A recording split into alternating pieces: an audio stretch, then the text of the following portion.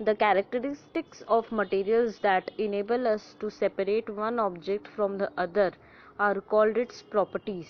अब एक ऑब्जेक्ट को दूसरे ऑब्जेक्ट के साथ हम डिफ्रेंशिएट कर पा रहे हैं तो कुछ ना कुछ लॉजिक लगा के, कुछ ना कुछ पॉइंट सोच के हम उससे डिफ्रेंशिएट कर रहे होंगे। तो उन on the basis of which property, मतलब कोई भी चीज़ के बेसिस पे हम उसे डिफ्रेंशिएट कर रहे हैं, तो वो जो पॉइंट होगा हमारा, वो जो बेसिस होगा, वो जो मेन पॉइंट होगा, उसको बोलेंगे उस चीज़ का प्रॉपर्टीज़। और वो जो मटेरियल का प्रॉपर्टीज़ होगा वो हम डिसाइड करेंगे कि वो कौन से पर्पस से हम सोच के बता रहे हैं। चाहे वो हम सोचे, सपोज वुड और steel would be more suitable material for making a cupboard for not clothes. Some of properties of materials are discussed below. तो हम यहाँ पे और काफ़ी सारी चीज़ों के बारे में पढ़ेंगे, कुछ मटेरियल्स के बारे में, उनके प्रॉपर्टीज़ के बारे में। सपोज मैं फॉर एग्जांपल तुम लोगों को बताती हूँ कि कुछ मटेरियल्स हार्ड होते हैं, कुछ सॉफ्ट होते हैं। तो जो हार्ड होता है वो मतलब हम बोल सकते हैं ना कि उसका एक प्रॉपर्टी है कि वो एक हार्ड मटेरियल है। वैसे ही कोई का प्रॉपर्टी होगा कि वो सॉफ्ट मटेरियल है। कुछ हम लोग बोल सकते हैं कि वो लिक्विड मटेरियल है, और कुछ बोल सकते हैं वो नॉन लिक्विड है, कुछ गैस मटेरियल में है। तो इस तरीके से हम उन्हें different different categories, different different properties में बता सकते हैं। अब वैसे ही प्रॉपर्टी अपीयरेंस, अपीयरेंस क्या होता है? अपीयरेंस यानी कि वो बाहर से कैसा दिखता है, उसका शेप कैसा है, ठीक है, और उनके अपीयरेंस के वजह से क्या फर्क पड़ता है उनमें, ठीक है। तो ये बेसिकली एक्सटर्नल प्रॉपर्टी हो गया, बाहर से कैसा दिखता है यानी कि एक्सटर्नल प्रॉपर्टी, और उससे हम किस तरह से डिस्टिंग्विश करते हैं उसके बारे में पढ़ेंगे। अपीयरेंस का मतलब तो ये समझ आ गया कि वो हमें बाहर से जैसा दिखेगा वैसा उसका अपीयरेंस होगा। यानी कि अगर तुम कोई पत्थर देख रहे हो, ब्रिक, बेसिकली अ ब्रिक जो कि क्यूब होता है, तो उसका क्यूब शेप में क्यूबिक होता है बेसिकली। तो उसको हम लोग को अगर कोई बोलेगा कि उस ब्रिक का क्या अपीयरेंस है, तो हम लोग उसको बोलेंगे ना कि हाँ वो क्यूबिक शेप में है, हमें दिख रहा है, तो उसका अपीयरेंस क्या हो गया? Cubic shape. वैसे ही हम अपीयरेंस के बारे में पढ़ेंगे, जैसे कि मेटल्स के बारे में। जैसे तुम यहाँ बुक में एग्जाम्पल भी दिया हुआ है, मेटल्स होता है, मेटल जैसे कि किल्ली, screw, copper, aluminium, gold etcetera, ये सारी चीज़ें मटेरियल्स, मेटल्स है। ये जो मेटल्स होते हैं वो शाइनिंग होते हैं, वो बहुत चमकते हैं, बहुत, जैसे घर में बर्तन भी होता है हमारे, वो चमक रहा होता है, तो हमें पता है कि हाँ वो स्टील का बर्तन है इसीलिए वो चमक रहा है। तो मेटल का जो कैरेक्टरिस्टिक्स होता है वो बहुत, उसका नाम है लस्टर। लस्टर क्यों? लस्टर मतलब होता है जो चीज़ बहुत शाइनिंग सरफेस होता है जिस चीज़ का, यानी कि मेटल का, उस शाइनिंग सरफेस है, इसीलिए उस प्रॉपर्टी को बोलते हैं लस्टर।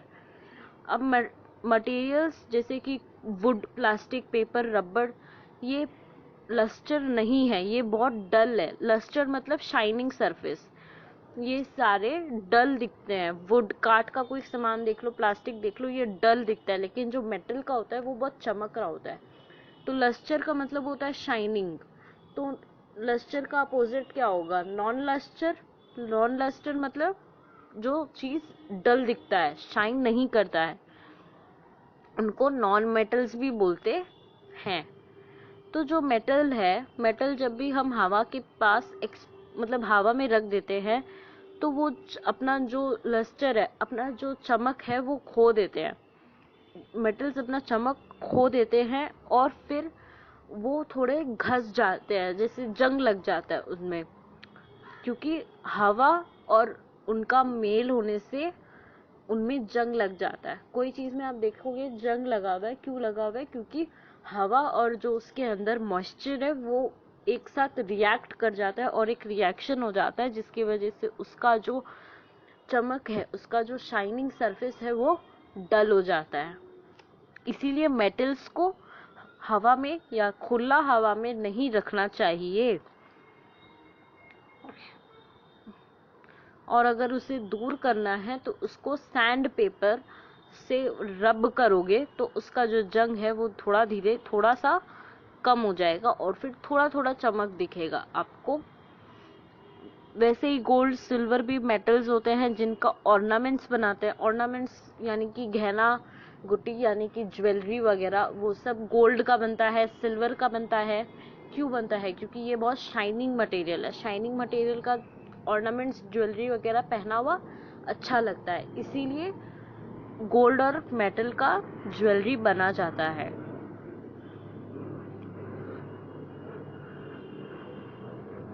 अब हम लोग हार्डनेस के बारे में पढ़ेंगे। जो हार्डनेस होता है, सबसे ज्यादा हार्डेस्ट मटेरियल होता है डायमंड। याद रखना ये point, diamond is the hardest material substance in the world. मतलब पूरे वर्ल्ड में सबसे ज्यादा हार्डेस्ट मटेरियल डायमंड होता है। मटेरियल्स जो सबसे ज्यादा, जो स्क्वीज नहीं कर सकते, जिसको आप चीप नहीं सकते, दबा नहीं सकते, जिसको आप दबा नहीं सकते, चीप नहीं सकते, वो कितना कड़ा है कि आप उसको दबा नहीं सकते, वो हो गया हार्डनेस उस मटेरियल का। और जिस चीज को हम इजीली दबा सकते हैं, निचोड़ सकते हैं, स्क्वीज कर सकते हैं, उसको बोलते हैं स्पॉन्ज काइंड ऑफ थिंग। जैसे उसको सॉफ्टनेस बोलते हैं, उस चीज का सॉफ्टनेस हो गया। फॉर एग्जाम्पल स्पॉन्ज, आपने घर में स्पॉन्ज देखा होगा, आप उसको अच्छे से दबा सकते हो, स्क्वीज कर सकते हो अपने हाथ से ही। लेकिन वैसे ही आप अपने बॉल को, अपने मतलब जो आपका कॉस्को बॉल होगा उसको नहीं कर सकते, आप पत्थर को नहीं कर सकते। तो समझ आ रहा है कि हम उसको किस तरीके से एक प्रॉपर्टी डिफाइन कर रहे हैं। एक प्रॉपर्टी जो हमने पहले डिफाइन की वो था हमारा अपीयरेंस, बाहर से वो कैसा दिखता है। फिर सेकेंडली हम बता रहे हैं कि उसको छूने से हमें कैसे पता चलता है वो कितना कड़ा है, कितना सॉफ्ट है। उस हिसाब से हम उसे कैटेगरी में डिवाइड कर रहे हैं। जैसे कि अगर वो बहुत कड़ा है तो हमें समझ आ रहा है कि वो सॉलिड है, और अगर हम उसे स्क्वीज कर सकते हैं तो वो रबड़ काइंड ऑफ थिंग है। ठीक है। जो मेटल्स होते हैं, कुछ ऐसे मेटल्स भी होते हैं जिन्हें हम स्क्वीज कर सकते हैं, जैसे कि मतलब वो बहुत हार्ड, ज्यादा हार्ड नहीं होते, और कुछ ऐसे होते हैं कि वो बहुत ज्यादा हार्ड होते हैं। कुछ सॉफ्ट ऑब्जेक्ट्स भी होते हैं, जैसे यहाँ पे एग्जाम्पल भी दिया हुआ है तुम लोगों को। जैसे हार्ड मेटल्स का बारे में बताया पहले, एल्यूमिनियम, कॉपर, वुड, स्टोन, ये सब हार्ड होता है। अब वैसे ही तुम वैक्स देखोगे तो जो पिघला हुआ वैक्स होता है वो बहुत ऐसे लिक्विडिश होता है। वैसे ही सॉफ्ट में स्पॉन्ज होता है। तो तुम्हें समझ आ रहा है कि हम छू कर भी कैसे चीजों को डिफरेंशिएट करते हैं। अब अगर तुम्हें मैं आंख पर पट्टी बांध दूं और तुम्हें मैं कुछ सामान दूं, और तुम उसको, मैं कहूँ कि इसे छू कर बताओ कि ये क्या चीज है, अगर मैं तुम्हें स्पॉन्ज दूंगी तो तुम छू कर बता दोगे कि वो स्पॉन्ज है। अगर मैं तुम्हें कोई पत्थर का टुकड़ा दूंगी तो तुम्हें वो बहुत कड़ा कड़ा लगेगा, तो तुम गेस कर सकते हो कि हाँ वो बहुत कड़ा कोई चीज है। तो छू कर हम किसी चीज को कैसे डिफरेंशिएट कर सकते हैं, उस चीज को वैसे उस कैटेगरी, उस प्रॉपर्टी को बोलते हैं हार्डनेस। और कुछ मटेरियल बहुत स्मूथ होता है, कुछ रफ होता है, कुछ चमकता है, कुछ सॉफ्ट होता है। तो कुछ अलग अलग सबका प्रॉपर्टीज हमने पढ़ लिया अभी तक में। जैसे अपना मोमबत्ती देख लो, pencil pen, toys, pencil pen, toys, पत्थर, वायर, सबका अलग अलग अपीयरेंस है, अलग अलग हार्डनेस है, अलग अलग सॉफ्टनेस है। कुछ रफ है, कुछ स्मूथ है, कुछ चमकते हैं, कुछ नहीं चमकते हैं। अब हम लोग पढ़ेंगे सॉल्युबिलिटी के बारे में। सॉल्युबिलिटी मतलब कि कोई भी सब्सटेंस पानी में अच्छी तरीके से डिसॉल्व होता है कि नहीं होता है, मतलब मिक्स होता है कि नहीं होता है, पिघलता है कि नहीं पिघलता है।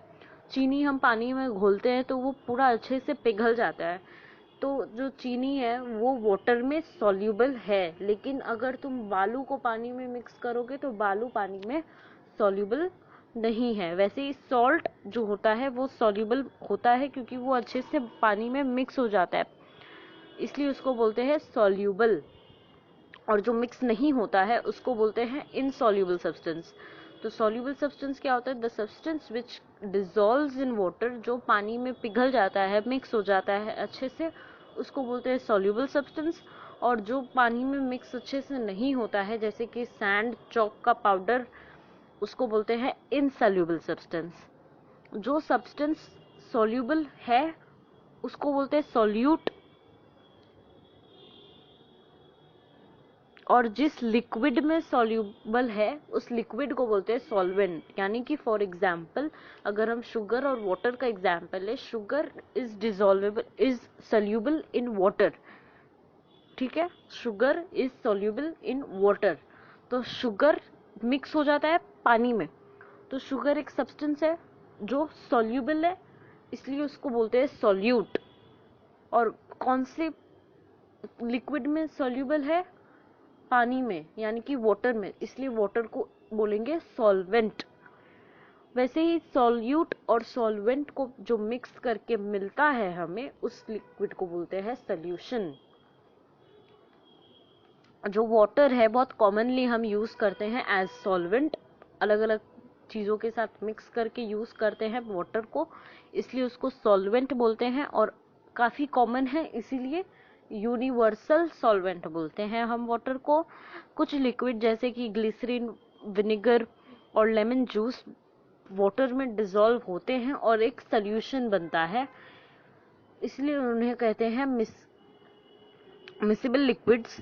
विनेगर एंड लेमन जूस और vinegar and glycerine are miscible with each other. यानी कि अभी तक हमने क्या क्या पढ़ा, अभी तक मतलब सॉल्यूबल वाले केस में हमने क्या पढ़ा, पानी में जो चीज मिक्स हो जाता है उस चीज को हम लोग बोलते हैं सॉल्यूबल, और जो नहीं होता है वो उसको बोलते हैं इनसॉल्यूबल।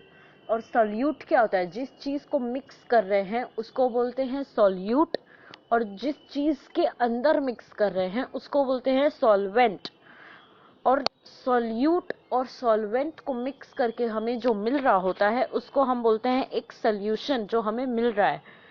अब पानी जो होता है वो बहुत कॉमन सॉल्यूशन, पानी जो होता है वो बहुत कॉमन सॉल्वेंट होता है जिसे हम बहुत कॉमनली यूज करते हैं कोई एक दूसरे में मिक्स करने के लिए, इसलिए उसको यूनिवर्सल सॉल्वेंट बोलते हैं।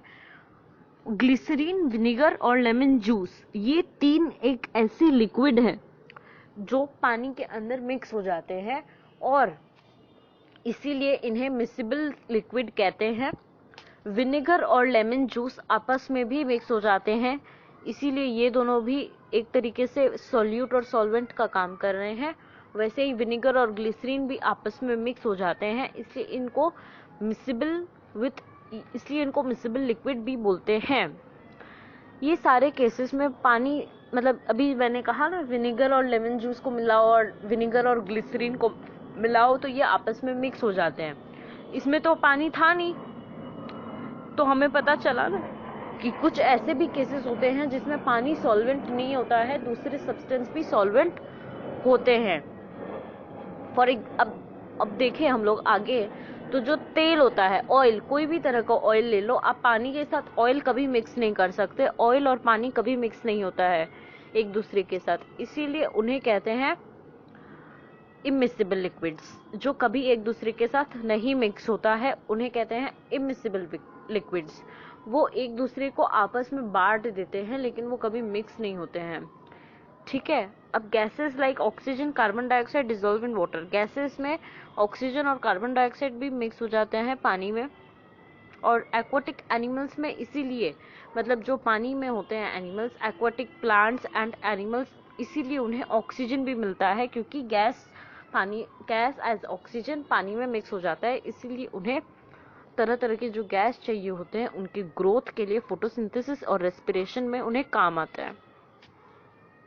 वैसे ही हम फ्लोटेशन के बारे में पढ़ेंगे। अब यहाँ तक में आपने काफ़ी कुछ पढ़ा मेरे साथ, मैंने आपको काफ़ी कुछ पढ़ाया, अभी भी बाकी है, तो अब हम फ्लोटेशन के बारे में पढ़ेंगे। फ्लोटेशन क्या होता है? कुछ सब्सटेंस जो पानी में, कुछ सब्सटेंस यानी कि कुछ मटेरियल्स जो फ्लोट हो सकता है, लिक्विड में तैर सकता है, उसका प्रॉपर्टी एक हो जाएगा फ्लोटेशन। कुछ डूब जाते हैं, इसीलिए उन्हें कहते हैं, कुछ डूब जाते हैं जिनका डेंसिटी बहुत ज़्यादा होता है, जिनका वेट बहुत ज़्यादा होता है, वो डूब जाता है, और जो थोड़ा हल्का होता है वो बहता है, इसलिए उसका एक प्रॉपर्टी ये भी होगा कि वो बह रहा है, इसीलिए उसको बोलते हैं फ्लोटेशन। जैसे कि कोई भी काठ का चीज़ लो, कोई भी काठ का चीज़ पानी में तैरता है बेसिकली, इसलिए उसका एक प्रॉपर्टी होगा कि वो फ्लोट करता है। वैसे ही पत्ते भी फ्लोट करते हैं, प्लास्टिक का भी कोई चीज़ आप पानी में डालोगे तो वो भी फ्लोट करता है। ऑयल और वाटर का, जैसे कि हमने पिछले पेज में पढ़ा कि पानी और तेल भी कभी मिक्स नहीं होता है, वो एक दूसरे को मिक्स नहीं करता है। तो पानी पे जो तेल है वो भी तैरता है, फ्लोट कर सकता है। इस तो समझ रहे हो कि क्यों मिक्स नहीं होते, क्योंकि उनकी अलग अलग प्रॉपर्टी है। एक फ्लोट कर रहा है पानी में लेकिन मिक्स नहीं होगा वो, ठीक है। वैसे ही मेटल के बॉल्स भी होते हैं और तरह तरह की चीजें होती है जो फ्लोट करती है पानी में, कुछ ऐसी भी होती है जो फ्लोट नहीं करती है, ठीक है। डेंसिटी क्या होता है? डेंसिटी का मतलब ये है कि वो जो मैटर है, जो सब्सटेंस है, कितना भारी है, कितना हल्का है, उसका क्या साइज है और उसका वेट कितना है। बेसिकली डेंसिटी का मतलब होता है वेट, उस सामान का वेट, कि वो कितना भारी है, ठीक है। वैसे ही हम देखें ट्रांसपेरेंसी, कुछ मटेरियल्स होते हैं ट्रांसपेरेंसी। अब ट्रांसपेरेंसी का मतलब क्या होता है कि आप उस मटेरियल में से देख सकते हो कि नहीं देख सकते हो। लाइक प्लास्टिक जो होता है, प्लास्टिक पूरा ट्रांसपेरेंट होता है, वो पूरा ट्रांसपेरेंट मटेरियल है, आप प्लास्टिक के आर पार देख सकते हो। अब अगर आप प्लास्टिक ट्रांसपेरेंट नहीं होता है, सो सॉरी। प्लास्टिक जो होता है वो ट्रांसलूसेंट होता है, प्लास्टिक के आर पार आप देख सकते हो लेकिन पूरे क्लियरली नहीं देख सकते हो, इसीलिए उसको ट्रांसलूसेंट बोलते हैं। जिस कोई भी मटेरियल के आर पार आप अगर क्लियरली देख सकते हो तो उसको बोलते हैं ट्रांसपेरेंट, और जिसके आर पार आप कम क्लियरली देख सकते हो उसको बोलते हैं ट्रांसलूसेंट, और जिसके आप आर पार देख ही नहीं सकते उसको बोलते हैं ओपेक। तो तीनों का एग्जांपल के साथ मैं बताती हूँ आपको एक और बार। जैसे कांच होता है, कांच के आर पार हम देख सकते हैं, इसीलिए हम उसे ट्रांसपेरेंट ऑब्जेक्ट कहते हैं। लेकिन प्लास्टिक के आर पार हम उतना क्लियरली नहीं देख सकते, इसीलिए हम उसे ट्रांसलूसेंट ऑब्जेक्ट कहते हैं। और कुछ ऑब्जेक्ट जिनके आर पार हम देख ही नहीं सकते, जैसे कि काठ, वुड, उसको बोलते हैं हम लोग ओपेक ऑब्जेक्ट, ठीक है। तो ये वाला प्रॉपर्टी भी आप लोगों को समझ आया होगा कि आप कोई ऑब्जेक्ट को बोल सकते हो कि वो ट्रांसपेरेंट है, ट्रांसलूसेंट है कि ओपेक है। हम लोग पढ़ेंगे thermal and electrical conductivity. Thermal का मतलब वो थर्मल और इलेक्ट्रिकल कंडक्टिविटी, यानी कि थर्मल यानी कि हीट। कोई भी सामान, कोई भी मटेरियल अगर अपने आर पार हीट को, अपने में से हीट पास होने दे सकता है तो उसको बोलते हैं वो थर्मल कंडक्टर है, यानी कि गुड कंडक्टर है, गुड थर्मल कंडक्टर है। जो हीट पास होने देता है उसको बोलते हैं गुड थर्मल कंडक्टर, और जो पास नहीं होने देता है उसको बोलते हैं बैड थर्मल कंडक्टर, ठीक है। वैसे ही इलेक्ट्रिक में भी जो सामान अपने में से इलेक्ट्रिक आराम से पास होने देता है उसको बोलते हैं गुड इलेक्ट्रिक कंडक्टर, और जो आराम से पास नहीं होने देता है उसको बोलते हैं बैड इलेक्ट्रिक कंडक्टर। अब इनके एग्जाम्पल अगर हम सोचे तो गुड इलेक्ट्रिक कंडक्टर में आते हैं हमारे पास पानी, मेटल्स में आयरन, कॉपर, ये जो होते हैं ये सारे गुड इलेक्ट्रिक कंडक्टर होते हैं। वैसे ही बैड इलेक्ट्रिक कंडक्टर में क्या आ जाएगा? प्लास्टिक, रबड़, ये होता है बैड इलेक्ट्रिक कंडक्टर। अब वैसे ही थर्मल कंडक्टर के बारे में हम सोचे तो वो कुछ चीजें होती हैं, जैसे कि मेटल्स में होती हैं स्टील वगैरह जो गुड कंडक्टर होती है, और वैसे ही अगर हम कुछ सोचे वुड वगैरह तो वो बैड कंडक्टर होती है, ठीक है। अब वैसे ही अगर हम मैग्नेटिक प्रॉपर्टी के बारे में सुने तो जो आयरन को अट्रैक्ट करेगा, जो मेटल्स अट्रैक्ट करता है वो होता है magnetic property. Basically magnet iron attract करता है, तो जो मटेरियल मैग्नेट को अट्रैक्ट करेगा, मेटल्स को अट्रैक्ट करेगा, उसमें है मैग्नेटिक प्रॉपर्टी, और जो अट्रैक्ट नहीं करेगा उसमें मैग्नेटिक प्रॉपर्टी नहीं है। Thus, materials can be arranged in groups according to any of the above discussed properties. तो अब हम लोग कोई भी मटेरियल, हम लोग सपोज फॉर एग्जांपल मैं अभी एक मटेरियल चूज करती हूँ, जैसे कि हम लोग फॉर एग्जांपल घर का वुडन डोर, जो वुडन दरवाज़ा होता है, उसको हम लोग किस तरह से कैटेगराइज कर सकते हैं, उसके क्या क्या प्रॉपर्टीज होंगे। अगर हम शुरू से पढ़े, शुरू से सोचे कि उसका क्या क्या प्रॉपर्टी हो सकता है, तो वो काठ का है, यानी कि वो सॉलिड है। सॉलिड है, वो बाहर से दिखता कैसा है, अपीयरेंस कैसा है उसका, वो एक क्यूबिक शेप में है, और क्यूबिक शेप में है, बहुत ही ज़्यादा हार्ड है, क्यूबिक शेप में है, वुड का है, सॉलिड है, वो ओपेक ऑब्जेक्ट है, उसमें से हम आर पार देख नहीं सकते। फिर वो एक बैड कंडक्टर है, फिर मैग्नेटिक प्रॉपर्टी नहीं है उसमें, वो नॉन मैग्नेटिक मटेरियल है। और हमने क्या पढ़ा था, उसका जो डेंसिटी है वो बहुत ज़्यादा है, वो भारी सब्सटेंस है, वो पानी में फ्लोट कर सकता है क्योंकि वो वुडन है। फिर सोल्यूबल नहीं है वो, ठीक है, सोल्यूबल नहीं है। तो समझे आप कोई भी सामान को किस तरीके से कैटेगराइज कर सकते हो डिफरेंट डिफरेंट प्रॉपर्टीज में। अब यहाँ पे काफ़ी सारे डेफिनेशंस दिए हुए हैं, उन्हें लर्न करना है आपको। ये सारे डेफिनेशंस बहुत इंपॉर्टेंट है। और चेक योर प्रोग्रेस का आंसर्स मुझे कमेंट सेक्शन में बताना, मैं ज़रूर बताऊंगी। Thank you.